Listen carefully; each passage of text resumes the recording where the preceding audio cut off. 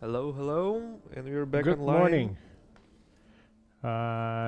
Not sure which language today's stream is in. Should be English. in Okay. English, yes. Okay. I mean, thanks for sticking with us. We got some repairs work happening next door, so if you hear some perforator going on, it's not us being killed. It's the neighbors From building. hell. Yeah, building a new door, but it's not gonna last forever. So it's been a couple of weeks until since crap, it was a long day today. So it's been a couple of weeks since we showed you the game and had an English language stream the last time. And today we will show you a bunch of updates to explain what happened in the last days. The big news is that the game now has a proper, fully focused, dedicated writer. He comes from Spain, from Madrid. His name is José Manchan. He's in the games industry for about 15 years, a bit longer. I've known him, feels like forever, but for many, many, many years. He did the Spanish translation of Gremlins Inc. Mostly he does game writing. He's a narrative designer. He's also teaching at a design university back home in Spain. And occasionally he will still do some translations. So he's going to contribute writing and narrative design to Spire of Sorcery. We already see pretty great positive results from having someone who is thinking just about this area and this segment. And the first thing he's doing right now is he's reshaping character biographies to make them more diverse and at the same time to make them shorter and to make them how to say to make them work better in combinations. So the result is that when you generate a character, we should see more interesting stories and more connected stories rather than what we have right now. His next big thing is creating the starting quest. And if you remember, when you launch the campaign, the first thing you do is you've got the starting text quest where you answer a few questions, about 10 or 12, about your mage. And those questions define the stats and the skills of your mage. And the current concept is that there shouldn't be any direct connection between what you reply and which stats you get, because we want to make you role play at that stage, and we don't want you to be second guessing the choices and thinking. So to give an example, it's not going to be like, as a child, did you like library more than the practice room, or you prefer to, practice your fencing? Nah, it's not going to be as obvious as this. So we're trying to build the quest that will allow you to say who you are and show you and what you are, and then generate the character that fits that. In terms of generating character, even if you respond with the same answers as before, you will end up with a different character, because in our engine there's no direct connection, 100% connection, but there's probabilities. So if we think that your character is going to lean towards literacy, there is a higher chance of getting that skill, but there's no 100% guarantee. All of that is made to make the game more replayable, because we don't think that you will win the campaign from the first time or from the second or from the third. Moreover, as the game will get updated during the early access period, you will inevitably relaunch the campaign and replay the campaign. Now, Andrei, let's go to maybe start with the creatures. Yep, sure. We have some updates to show. Colored or Yep. And here's our real-time board, our working space for all the artwork and design and everything. So it's overall view of all the iterations we've went through. It's like 6 or more per each creature. Yeah, real-time board made rebranding, and now it's called Miro. sorry. Yeah, sounds strange, but yeah. I just saw that we have a logo that says Miro up in the left corner, and I was like, is this the name of the project? So let's start with the first creature then. Yeah, tree bleeder, tiny rhomboid creature that lives on the trees and sucks their juice. Their lifeblood. So here we've got a couple, right? One is with the back to us, and one is showing the teeth and the spikes. Yeah, he's hungry and he's ready for attack. Okay. Today's development blog is a little bit delayed. It'll go out in a couple of hours from now, and you will see those creatures there in full detail too. So can you explain why you settled on the specific version of the bleeder? Mostly latest iterations are tiny fixes with some fixes to the teeth and color of line art. It's just mostly nitpicking and adjusting the tiny bits. And the adventurer person? Adventurers is Just for the reference? example of how it should be done. Yes, it's a reference object. Okay, also for the and scale. also for the scale, yeah. Okay. With this adventure, by the way, our concept with this character was that it's not obvious whether or not it's a male or a female character, because we're trying to get away from the stereotypes, and we don't want to create too flat of a world. So we'll let you guys think what do you want to see and what do you think you're seeing. So let's move to the next one. Wood Whipper. The tree, the humans crying. who were transformed into the tree for the life of eternal suffering, and then can we look at the concepts and sketches and then just Okay, we can go through let's iterations. yes this is what I meant. Like, let's start with, so this is the original, like the first version of the colorization options, right? Yeah, it was quite desaturated and boring, and there was not much of points of interest to look at. It was like just Not enough volume. bland. Yeah. Okay. And then We lots wanted of to add options. more of color variation and more of interesting shapes inside the tree. Also, there was missing the main point. If it's tree, no, I forgot the name.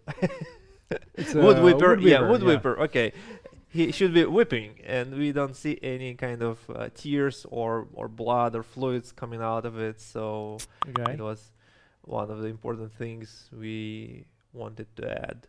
And Okay, it that's the next actually- version. Yeah, we finally found some nice references. There is actually real trees that called somewhat like Blood tree or blood something? trees or something like Yeah. this. Yeah, they have Okay. this juice that looks like blood.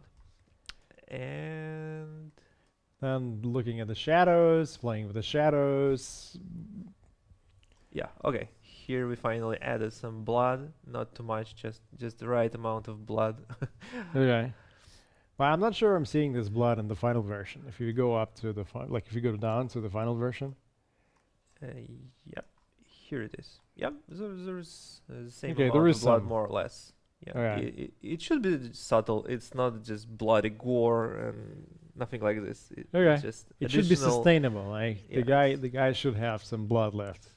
Okay, to remind you, this creature, you can interact with this creature. You can gain some knowledge from this creature. Knowledge meaning certain locations will open on the map, or maybe some special knowledge. And ideally, you will be able to resolve the problem of this creature in two ways.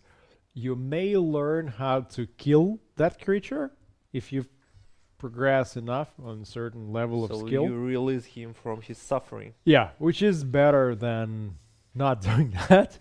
Or at the high level, you can transform that tree into a living person, which is even better, but the skill required to do this is even higher. So I'm not sure you guys want to, well, I mean, it's up to you. If you want to go back to that place after leveling up that high. Let's move on. Yep, let's go to the next creature. It is the Giggler final version. Mostly is adjustment of a line art and some body parts of a dead creature. So does anyone know who's the victim? Like, is this a rabbit? Is this a kangaroo? Is this a bat? Some fictional small creature. My question is basically, did the art team discuss who is the victim during the production? Not yet. No, it's something in between rabbit and a small deer or something like this. I can see some funny legs. Okay. So something happened to Giggler between when we showed it to you the last time and the current revision, and you can see it in purple on the right side. We discovered that Gigglers lay eggs, and Giggler eggs are a useful alchemic ingredient. So not only you have potential problems with them, because they spread disease, and if you make camp in the area populated by Gigglers, then you get that risk of catching some disease. They may also attack weak characters, but they're a source of useful ingredients, and the eggs are also edible. Let's look how we started with the Giggler and then just go all the way. Okay, so this is how we started. Different colors, different shades. Yeah, mostly it was brownish and too dark, and his skin looked like it was burned. But the rabbit mouse is still. Yeah, rabbit was good from the start. Yeah. Okay. And then it became just too dark and too contrasting and too African. There was too much of crazy colors going on. This red beak or green beak is too much. So we wanted to make it just right. Balance of the colors. There was problems with lighting. Sorry. So as you can see, we don't have problems painting corpses. Well, we do have problems painting those who eat the corpses. Okay, let's roll over. Yep, another revision and almost final revision, and then almost invisible changes to the line art. Yeah. On the left it looks a little bit pinkish, and on the right it's almost black. I don't know if you guys are interested in all these details, but this is just to show you a process. This is the life and blood of our development process. This is how we make it. So let's start from the first sketches and then go to the finish. This creature, the Blackpoll, they live in groups, in large groups. They like shiny things. They steal shiny things and bring them back to their burrows or hollows in trees. Yeah. Yes. They mostly operate during the nights, and so first of all, you could find their nest and then discover some loot, which could be very valuable, which they stole from someone else years ago. Secondly, they may attack, they may steal stuff during your camps, and if you try to attack them, then they create very loud screams, which results in larger predators noticing you and coming out for you. So there is some dangers connected to that. So let's go. There's all kinds of colors we were researching. Okay. But mostly it's night creatures, so it should be more or less not so visible in the dark. Subdued, so we've shifted more to the dark and bluish colors. Okay. And then we have some options. And this creature lives in a couple of different biomes. It's swamps, hills, forest, and ancient forest. So we wanted to adjust it so it fits more or less in all the biomes and looks like it lives there, not just randomly put on top. and a couple of fixes to the eye because it was super bright and it was like a But there's multiple eyes, flashlight. right? Hmm? There's multiple eyes. Yeah, this creature is interesting because it's absolutely symmetrical. So it has 4 legs on all sides. The body is more or less spherical shape and 4 eyes. So he looks at all directions at the same time. So it's like a 360 camera on 4 legs running around. So you cannot surprise him, I think. So it's good quality. Yeah, and it's quite small creature, so it's not too dangerous when it's alone. But when it's when you meet a group of these kind of creatures, it can be.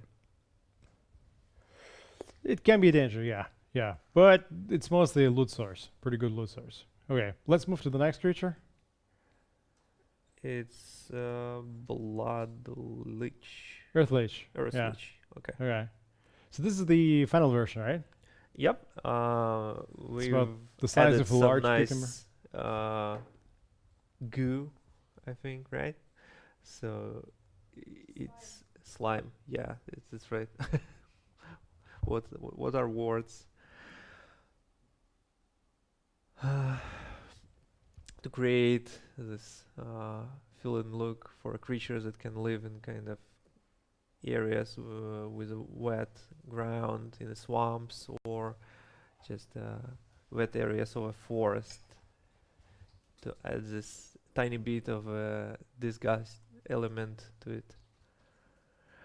And as Sergey said, it is the size of a cucumber. I cannot say small or big, depends on Oh, we have on an the argument. I mean, species. I said small and Sergey says big, so... Depends how yeah. much they drink blood. Okay. And that's it, or we have someone else? For creatures, that's it. Okay. 5 finished creatures this week. So what else did you do? Now we took into the work next batch of the creatures. We want to add some creatures to the swamps to increase the amount of variety of creatures in this biome because it Yeah. lacks for now. But let's look at the build of the game and talk about what we have there. Yeah, let's go to the build. Build. Here is the build. In the build, we've added these creatures to the Wikipedia, so they're available and can be seen in the game. We've made some changes to the inventory items, such as we've updated background, rarity level, frames, and how it looks overall. So it's less cluttered.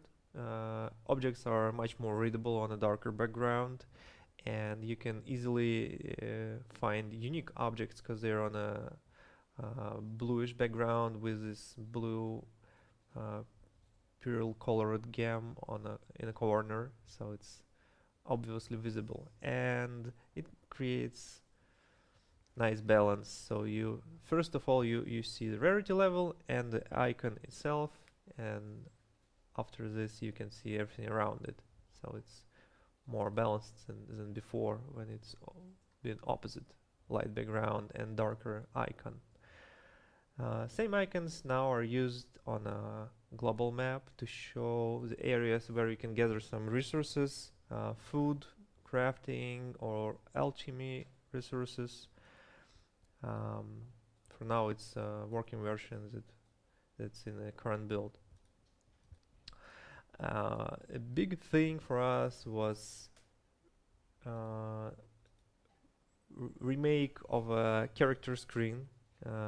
Maybe you remember it was a nice layout of 13 skills on this full area, but it wasn't very useful in a way of sorting skills by their value of practice, theory, or how much you can learn them. So we've decided to get back to the board and find some other solutions, and for now it's plain lists that can be sorted in different ways. Sorting is important. I mean, sorting is super important because this is how you make decisions. You have some task in your mind and you select the best character for this specific task. and you go with them. And if you go to library, you'll look for someone who has the potential to study the skill and increase the theory of that skill. And if you're looking for practical application, then you look for someone who can still move up their practice level. And if you're looking just to do something, then you're looking for someone whose skill is high enough and the success rate is guaranteed. So depending on the different situation, different context in the game, you'll be using different tools to select the most fitting character for that specific role. And so at this time, we gave up on the beauty of that screen and we focused specifically on the functionality of that screen. Once we fix the functionality, then we're good. And then probably will take another month until we accumulate enough experience in playing that game to do this.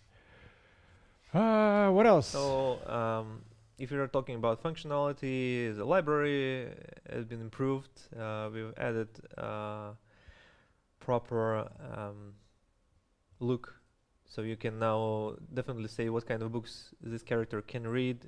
You can see requirements for a specific level of books. For example, level 1 in social magic requires 0 of social magic and 1 in literacy. So all books require knowledge of literacy. You cannot read if you're you cannot read if you don't know how to read. Yeah. Yeah, so first of all, you need to be taught how to read, at least to start reading. And we have filters per skill, 13 skills, and also additional filter for fictional books. How does the fiction look? You're using some other icon right now? For now, we're using icons of regular books, but we have a special icon for fictional books. Can you show me the title of the absolutely most rare fiction book? Like at the very end? Absolutely rare, yes. Level number 3 The is Beauty of Force. Okay. Ever a minstrel wrote this book. And it teaches you some speechcraft in the social magic. And this is an amber sunset over the western coast. So mostly fictional books will improve mood of your characters, disciples, and will add slight amount of experience to the literacy. Skill of literacy, yeah. But secondary skills are pretty good for fiction. Also, some characters like reading. So you will make them happier if they get the time to read and if they just read some, basic stuff. A forbidden friendship. How a forbidden friendship teaches you lumbering? Who knows? Maybe it's like this movie about the mountains and cowboys. Oh, yeah. Two lumberjacks went into the forest. Well, it's written by Lady Crea, so it's probably, a romance between some high-born lady and a lumberjack. And then as you read, you also learn something about lumbering. And for distant combat, what is this? Yeah, the Priceless Protector, Lady Crea. She's popular, right? Yeah, she's popular after she made a lot of books, fictional books. Okay, so this is ranged weapons, right? This is for shooting. Oh, yeah, we can talk about secondary skills, because we have finished the icons for all secondary skills currently available. We are adding new secondary skills. What is the new one? I'm trying to remember. Swimming. Yeah, swimming is so quite narrow skill, but still it was implemented because we have a fishing and we have some resources. But we also have this creature that looks like a mussel that cleans the bottom of the lakes, and that can contain multiple pearls. Yeah, and it's carnivorous, so yeah. It hunts. It hunts also, yeah. And so once we created that creature, we realized that it's valuable to go and harvest them and get the pearls out of them. But to do this, you'll need secondary skill of swimming to be more successful. To increase your success rate. Okay, let's look at some other secondary skills that we've got there. This is Skullduggery, the Maiden of Deception and the Maiden of Love. Okay. What about this that looks like a camp? Camping. The survival. Son of the Wind Wildlands. Okay. So to be honest, I'm reading right now through the 6th book of the Malazan Empire series, and I've learned quite a lot about making weapons and armor and even healing. So I think, that's not without merit that you read fiction, but you learn also pick up some secondary skills. The secrets of the lords I served. I am old and I have nothing to lose. A mercenary. Okay. And this is social magic? Yeah. Okay. You'll learn your skullduggery. Okay. Okay. And this one is a list of things people are willing to do for the sake of survival. Of course, it teaches you survival as a secondary skill, but this is still social magic, right? Mm-hmm. Okay, what if you go to travel magic? Yeah, I think there is some. There's a couple of things. The beauty of ours. Okay. What about the like rare books down there? The truth of travel. Okay, sounds serious. On portals. Okay, so look at the experience here. It's almost 2,000 units of experience. That's a lot, and that's Well, a the very rare level book. 1 will give you only something about 1 or 200 Yeah, like 10 of times speed. less. Yeah, sure. So portals. Speaking of portals, in the late game, you will have portals that allow you to shorten distances and travel between two different points. We haven't made that yet, so we don't know how expensive these portals will be. We don't know if this will be an early access version or if we'll throw it in throughout. But one of the considerations we definitely discuss and we have on the map is that exploring global map in the late game will require some of the feature that will allow you to move groups between different points, because at that time will be crucial, and your mage will be so old that it'll be a matter of winning or Yeah, losing time is game. running out, so you need to be If kind of you're- quick. If you're missing just one ingredient, or imagine if you collect all the ingredients for Elixir of Youth, you're ready to win the game, but when you create this potion, it's a failure. So you end up losing all your ingredients and you end up not having the elixir, and so, you know, okay, you have to send the guys all over again, so it'll be useful to speed this up. All right, what else can we see in the game? I think mostly, Schedule? yeah, we can actually show some progress. Yeah, let's show the concept, because we on haven't shown them before. on the So schedule design. all one right, so moment. this is how we work on the concepts of user interface for the scheduling screen. This is where you set up the rest and the work periods for your disciples and for your mage. At this time, there's only one schedule for everyone in the Spire. If you move out of the Spire, it's a different schedule. It's a travel schedule, and the group sets their own time. But within the Spire, everyone is in the same group. We may do different groups later on, but at this time, haven't done and don't really plan to do it before we launch in early access. So the first concept here is what? Send watch? Yeah, Sun Watch with moon and sun on opposite sides of it, so it represents its rotation of the world and how Synchro, everything okay. spins around. And there's some more research of this idea. Sand Of clog on top opposite of broken things. or stained glass. So the reason for broken glass here and the reason for stained glass here is that two of the biggest inspirations for designing the looks of the Spire is that it's an old world. It's a world that survived cataclysm, so things are definitely not bright and shiny. And then as you build the Spire and as you practice magic and learn and pursue magic, it's a sort of a cathedral. So this is where I guess the stained glass So comes from. you recover piece by piece everything that's been lost. And also stained glass is good for showing you that there is a light, but the light is behind some source. All right. And okay, that's pretty cool. And there is some more of a physical ideas how it can be incorporated into some wall ornaments and designs. And our concept here is basically to make this screen uncluttered and to allow you to move your attention just to the schedule without dumping lots of stats left and right. And because this is important, but also once you set this, you probably will not come back here for a couple of hours. Yeah, it's not super often you need to update your schedule for your Spire.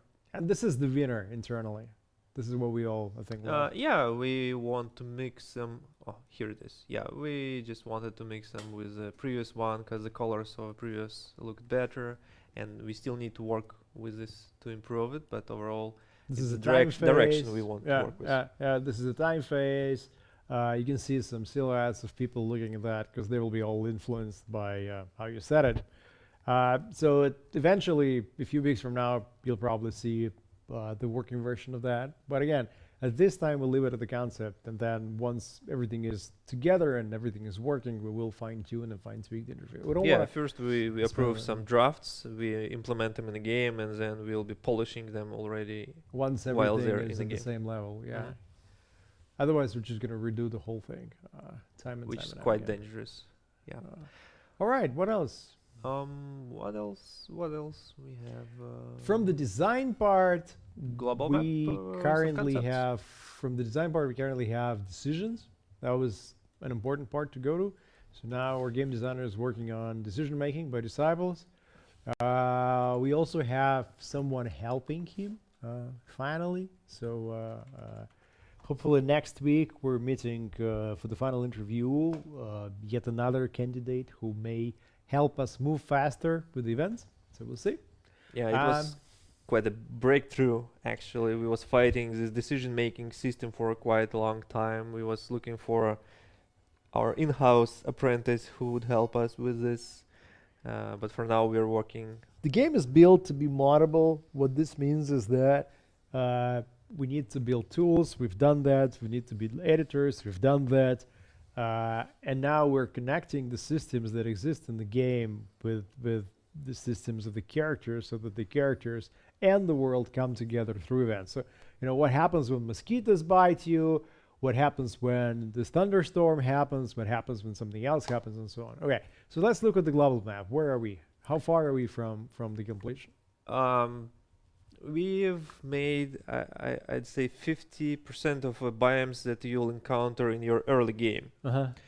And so it's 50% done of early stages of a global map. We are not touching distorted lands yet, because it's late game. content. It's too far. Yeah. Also, we had some uncomfortable discussions last week on whether the global map, the overall map of the world that is currently generated, is good enough. We don't think so. So eventually we'll be trying to fix that. Mostly we're talking about the amount of content and proportions of objects. So the size of the forest. So for example, if there's a huge forest that takes months to go across, it's not really exciting. We want to have some ruins hidden in the forest, scattered here and there. There's also balancing to be done for all the cities and towns and how many of them we have and how big they are. And one of the recent tests showed us that we had generated a town which is 120 kilometers across. Yeah, it was huge. And that was an overkill. It was farmlands, but it's just unbelievably huge farmlands. Imagine a cataclysm that kills the world. The empire survives, tries to come back, and then they end up with 120 kilometers of farmlands. Who's taking care of that? Where do you have the people? Magic. It's everything supported by magic. Even feeding the horses to drive around those fields, that'll be incredible feat. Okay, so what else do we have in terms of biomes? Can you show us something new? Not much. I think that's it for now. Mountains, the swamps, the hills, all those little things. What about the music? I think we're still. We're not going to show music right now. Yeah, but the music that you've heard before the starting of the stream, it was track. I think it was background music for global map. Okay. Ambient music. Yeah. As you can see, the lakes and the rivers are not up to the level yet. I don't know when we will fix them, because now we want to have the rivers flowing from the north to the south, getting wider as they reach the coast, and that means rewriting a part of the code for generating the map, and no one wants to do it. So at this time, we're not going to do it. It's nice. So probably it will be added later. Okay, cool. What else?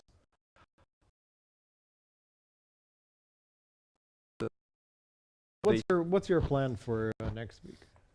For next week, I think I'll implement all the updates from Alexei. It'll include updated schedule, simplified, so it will be only work and rest. Well, yes, I'll work on the research screen. So for now, we can see research lab. So it will allow you to unlock new knowledges on your knowledge tree. Technology. Yeah. So for each level, you have a list of knowledge that will be unlocked when you'll reach this level, and it allows you, for example, in geology, allows you to mine the resources and use it in alchemy, construction, or any other areas where they can be applied. That's pretty much it. Hopefully we didn't forget anything big. See you next week for the Russian speaking update, for the Russian language update, and then the week after for English. We will continue working on the research lab, on the knowledge tree, on the decisions, maybe already something on the writing side, and we'll have some news on whether or not we agreed to start working with an assistant for game designer. If we did, then it'll move the whole thing faster. Thanks for watching. Sorry about the hiccup at the end. Oh, I think we're back online. Anyway, if you have any questions, we can answer them. And that will be the end of the stream. We don't know. Our current plan is to launch prior to the summer. Well, we'll see. I mean, we will not launch unless we're ready, so we try to make it as ready as possible. All right, so that's pretty much it for this week. Thanks for sticking with us. Sorry about the connection issues at the end. And yeah, you can always watch all the previous episodes of our weekly dev stream on the YouTube channel, and links can be found on our page. So thank you for watching, and hope to see you next time. Thanks. Ciao, ciao. Bye bye.